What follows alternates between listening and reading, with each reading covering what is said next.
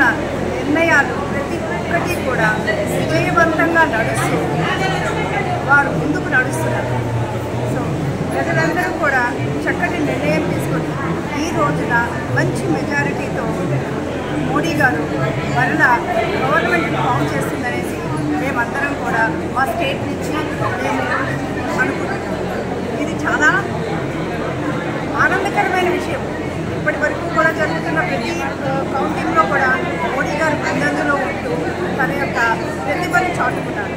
ఈ ప్రతిభను చాటుకోవడానికి గల కారణము ఆయన తీసుకున్న నిర్ణయాలే కానీ, వారు అమలుపరిచిన విధానాలే కానీ, ప్రజలందరినీ కూడా ఈగా చిన్న బిజినెస్ ఏ విషయంలో అయినా కూడా ఆయన ప్రతి ఒక్కరికి చేయూతనిస్తూ మంచి ఫార్మేషన్ చేయడం వల్ల ప్రజలందరిలో కూడా ఆయన ముందుకు రావడం. అదేవిధంగా ఆయన తీసుకున్న పథకాలు ఏవైతే 36 పథకాలు ఉన్నాయో ప్రతి పథకాన్ని కూడా ఆయన మన్ కీ బాత్ అనే ప్రతి నెల కూడా ఆయన చేసినది నిర్భయముగా ప్రజలందరి ముందు తీసుకురావడం అనేది చాలా సంతోషకరమైన విషయం. ప్రజల్లో కూడా ప్రతి ఒక్కరికి కూడా అవగాహన తెలిసింది.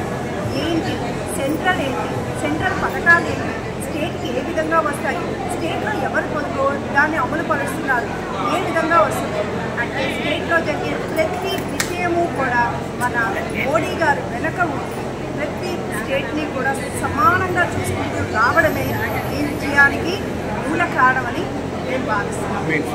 చాలా సంతోషం. ఈ విధంగా నాకు ఈ అవకాశం ఇచ్చిన మీ అందరికీ కూడా నేను ధన్యవాదాలు తెలుపుతున్నాను. ఈరోజు సాయంత్రము మనం మంచి హెల్తీ న్యూస్ వింటూ మనమందరం ఆనందంగా ఈ ఉత్సవాన్ని జరుపుకోవాలని కోరుకుంటున్నాను. జై